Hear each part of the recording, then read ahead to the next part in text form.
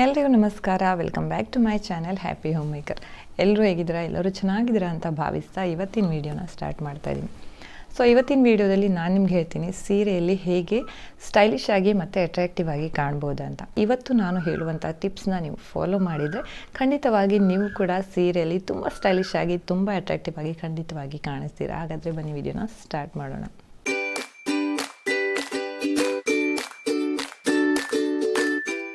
First tip ಅಂತ ಅಂದರೆ ಸೀರೆಯ ಬಗ್ಗೆ ನಮಗೆ ನಾಲೆಜ್ ಇರಬೇಕು. ಸೀರೆಯ ಬಗ್ಗೆ ನಾಲೆಜ್ ಅಂತ ಅಂದರೆ ಯಾವ ಫಂಕ್ಷನ್ಗೆ ಯಾವ ಥರದ ಸೀರೆಯನ್ನು ಉಡಬೇಕು ಅನ್ನುವಂಥ ಒಂದು ನಾಲೆಜ್ ಅಥವಾ ಒಂದು ಕ್ಲಾರಿಟಿ ನಮಗೆ ಇರಬೇಕಾಗತ್ತೆ. ಸೊ ಆ ಥರ ಒಂದು ನಾಲೆಜ್ ಇರುವಾಗ ನಾವೇನು ಮಾಡ್ತೀವಿ ಅಂತ ಅಂದರೆ ಅದಕ್ಕೆ ಸೂಟ್ ಆಗುವಂತಹ ಒಂದು ಸೀರೆನ ಸೆಲೆಕ್ಟ್ ಮಾಡಿ ಉಡೋದ್ರಿಂದ ನಾವು ಆ ಒಂದು ಫಂಕ್ಷನಲ್ಲಿ ಅಥವಾ ಆ ಒಂದು ಪ್ರೋಗ್ರಾಮಲ್ಲಿ ನಾವು ತುಂಬಾ ಅಟ್ರಾಕ್ಟಿವ್ ಆಗಿ ಮತ್ತು ತುಂಬಾ ಸ್ಟೈಲಿಶ್ ಆಗಿ ಕಾಣ್ತೀವಿ. ಹಾಗಾಗಿ ಸೀರೆಯ ಬಗ್ಗೆ ನಾಲೆಜ್ ಅಥವಾ ಒಂದು ಕ್ಲಾರಿಟಿ ಇರೋದು ತುಂಬಾ ಇಂಪಾರ್ಟೆಂಟ್ ಆಗುತ್ತೆ. ನೆಕ್ಸ್ಟ್ ಟಿಪ್ ಅಂತ ಅಂದರೆ ಸೀರೆಯ ಜೊತೆಗೆ ನಾವು ಹಾಕುವಂಥ ಬ್ಲೌಸ್. ಹೌದು, ಬ್ಲೌಸ್ ಕೂಡ ತುಂಬಾ ಮ್ಯಾಟರ್ ಆಗುತ್ತೆ. ಹಾಗಾಗಿ ಯಾವಾಗಲೂ ಒಂದೇ ಥರದ ಬ್ಲೌಸನ್ನು ಸ್ಟಿಚ್ ಮಾಡಿಸೋದ್ಕಿಂತ ಅಥವಾ ಒಂದೇ ಥರದ ಬ್ಲೌಸನ್ನು ತೊಗೊಳೋದ್ಕಿಂತ ನಾವು ಸ್ವಲ್ಪ ಬೇರೆ ಬೇರೆ ಪ್ಯಾಟರ್ನಲ್ಲಿ ಬ್ಲೌಸನ್ನು ಸೆಲೆಕ್ಟ್ ಮಾಡಿದರೆ ತುಂಬಾ ಚೆನ್ನಾಗಿರುತ್ತೆ. ಅಂದರೆ ನೆಕ್ಕಲ್ಲಿ ಡೀಪ್ ನೆಕ್ ಇರ್ಬೋದು ಅಥವಾ ಹೈ ನೆಕ್, ಆಮೇಲೆ ಬೋಟ್ ನೆಕ್ ಬರುತ್ತೆ, ಕಾಲರ್ ನೆಕ್ ಬರುತ್ತೆ. ಆ ಥರ ಡಿಫ್ರೆಂಟ್ ಆಗಿರುವಂಥ ಬ್ಲೌಸಸನ್ನು ಟ್ರೈ ಮಾಡ್ಬೋದು.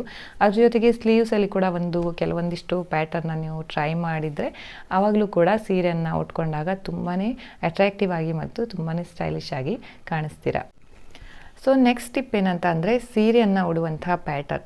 ಹೌದು, ನಮಗೆ ಕಂಫರ್ಟೇಬಲ್ ಆಗಿರುವಂತಹ ಪ್ಯಾಟರ್ನನ್ನೇ ನಾವು ಉಟ್ಕೊಂಡ್ರೆ ತುಂಬ ಚೆನ್ನಾಗಿರುತ್ತೆ. ಯಾಕಂದರೆ ಇವಾಗ ಕೆಲವೊಂದು ಸಲ ತುಂಬ ಟ್ರೆಂಡ್ಸ್ ಬರುತ್ತೆ. ಅಂದರೆ ಇವಾಗ ರೀಸೆಂಟಾಗಿ ಬಂದಿದ್ದು ಅಂತ ಅಂದರೆ ತುಂಬ ಸಣ್ಣಗೆ ಶರ್ಗನ್ನು ತೆಗೆದು ತುಂಬ ನೆರಿಗೆ ಬರೋ ಹಾಗೆ ಶರ್ಗನ್ನು ತೆಗೆದು ಉಡುವಂಥದ್ದು. ಸೊ ಆ ಥರ ಪ್ಯಾಟರ್ನ್ ಕೆಲವೊಬ್ಬರಿಗೆ ತುಂಬಾ ಚೆನ್ನಾಗಿ ಅನಿಸುತ್ತೆ, ಬಟ್ ಎಲ್ಲರಿಗೂ ಅದು ಸೂಟ್ ಆಗಲ್ಲ.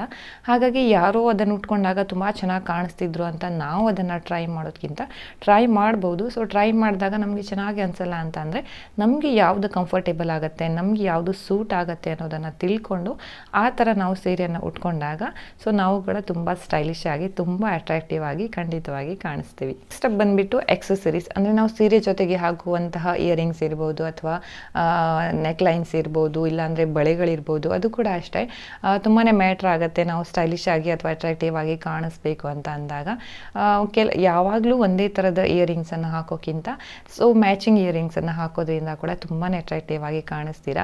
ಬ್ಲೌಸ್ಗೆ ಮ್ಯಾಚಿಂಗ್ ಇರುವಂಥದ್ದು, ಸಾರಿಗೆ ಮ್ಯಾಚಿಂಗ್ ಇರುವಂಥದ್ದು, ಅಥವಾ ಒಂಥರ ಗ್ರ್ಯಾಂಡ್ ಸೀರೆ ಉಟ್ಕೊಂಡಾಗ ಜುಮ್ಕಿ ಆ ಥರದನ್ನು ಹ್ಯಾಂಗಿಂಗ್ಸ್ ಹಾಕ್ಕೊಂಡ್ರು ಕೂಡ ತುಂಬ ಚೆನ್ನಾಗಿ ಅನಿಸ್ತಾರೆ.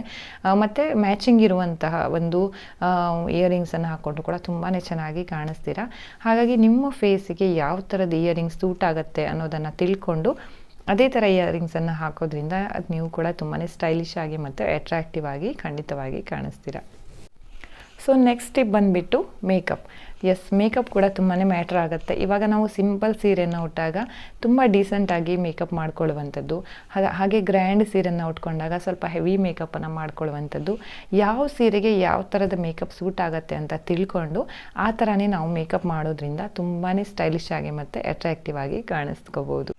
ಸೊ ನೆಕ್ಸ್ಟ್ ಸ್ಟೆಪ್ ಬಂದುಬಿಟ್ಟು ನಾವು ಒಂದು ಕ್ಯಾರಿ ಮಾಡುವಂತಹ ಬ್ಯಾಗ್. ಸೊ ಫಂಕ್ಷನ್ಗೆಲ್ಲ ಹೋಗುವಾಗ ನಮಗೆ ಲೇಡೀಸ್ಗಂತೂ ಬ್ಯಾಗ್ ಬೇಕೇ ಬೇಕು. ಹಾಗಾಗಿ ಇವಾಗ ತುಂಬ ಟ್ರೆಂಡಲ್ಲಿರುವಂಥ ಕ್ಲಚಸ್ ಇರ್ಬೋದು, ಇಲ್ಲ ಅಂತ ಅಂದರೆ ಪೋಟ್ಲಿ ಬ್ಯಾಗ್ ಅಂತ ಬರುತ್ತೆ, ವರ್ಕ್ ಇರುವಂಥ ಬ್ಯಾಗ್ ಇರುತ್ತೆ, ಬೀಡ್ಸ್ ಎಲ್ಲ ಹಾಕಿ ವರ್ಕ್ ಮಾಡಿರುವಂಥ ಬ್ಯಾಗ್ಸ್ ಬರುತ್ತೆ. ಅದೆಲ್ಲ ಕೂಡ ತುಂಬಾ ಅಟ್ರಾಕ್ಟಿವ್ ಆಗಿ ಕಾಣಿಸುತ್ತೆ ಫಂಕ್ಷನಲ್ಲೆಲ್ಲ. ಸೊ ಆ ಥರ ಬ್ಯಾಗನ್ನು ನೀವು ಸೆಲೆಕ್ಟ್ ಮಾಡ್ಕೋಬೋದು. ಇಲ್ಲ ಅಂತ ಅಂದರೆ ಸ್ಲಿಂಗ್ ಬ್ಯಾಗ್ ಅಂತ ಇರುತ್ತೆ, ಡೀಸೆಂಟಾಗಿ ಕಾಣಿಸುವಂಥದ್ದು, ಅದನ್ನು ಕೂಡ ನೀವು ಯೂಸ್ ಮಾಡ್ಬೋದು.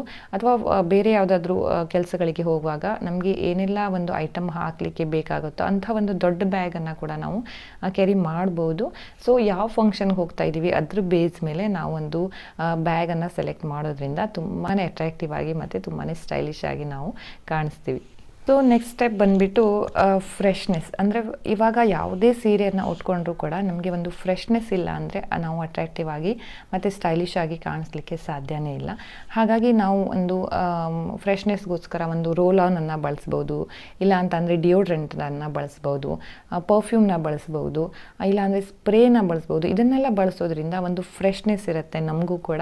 ಸೊ ನಮ್ಮ ಅಕ್ಕಪಕ್ಕದಲ್ಲಿದ್ದವರು ಕೂಡ ಆ ಫ್ರೆಶ್ನೆಸ್ ಗೊತ್ತಾಗುತ್ತೆ. ಹಾಗೆ ನಾವು ತುಂಬಾ ಫ್ರೆಶ್ ಫೀಲ್ ಮಾಡ್ತೀವಿ ಮತ್ತು ತುಂಬಾ ಸ್ಟೈಲಿಶ್ ಆಗಿ ಮತ್ತು ತುಂಬಾ ಅಟ್ರಾಕ್ಟಿವ್ ಆಗಿ ಕಾಣಿಸ್ತೀವಿ. ಈ ಒಂದು ವಿಡಿಯೋ ನಿಮಗೆ ತುಂಬ ಇಷ್ಟ ಆಗುತ್ತೆ, ಹೆಲ್ಪ್ಫುಲ್ ಆಗಿರುತ್ತೆ ಅಂತ ಅನ್ಕೋತೀನಿ. ವಿಡಿಯೋ ಇಷ್ಟ ಆದರೆ ಲೈಕ್ ಮಾಡಿ. ನನ್ನ ಚಾನಲನ್ನು ಇನ್ನೂ ಸಬ್ಸ್ಕ್ರೈಬ್ ಮಾಡಿಲ್ಲ ಅಂದರೆ ದಯವಿಟ್ಟು ಸಬ್ಸ್ಕ್ರೈಬ್ ಮಾಡಿ. ಅಲ್ಲೇ ಬೆಲ್ ಬಟನ್ ಇರುತ್ತೆ, ಅದನ್ನು ಪ್ರೆಸ್ ಮಾಡೋಕ್ಕೆ ಮರಿಬೇಡಿ. ಸೊ ನೆಕ್ಸ್ಟ್ ಟೈಮ್ ನಿಮಗೆ ನೋಟಿಫಿಕೇಷನ್ ಬರುತ್ತೆ. ಮತ್ತೊಂದು ಇಂಥದ್ದು ವಿಡಿಯೋದೊಂದಿಗೆ ಆದಷ್ಟು ಬೇಗ ಸಿಗ್ತೀನಿ. ಅಲ್ಲಿವರೆಗೂ have a good day, take care, see you soon, bye.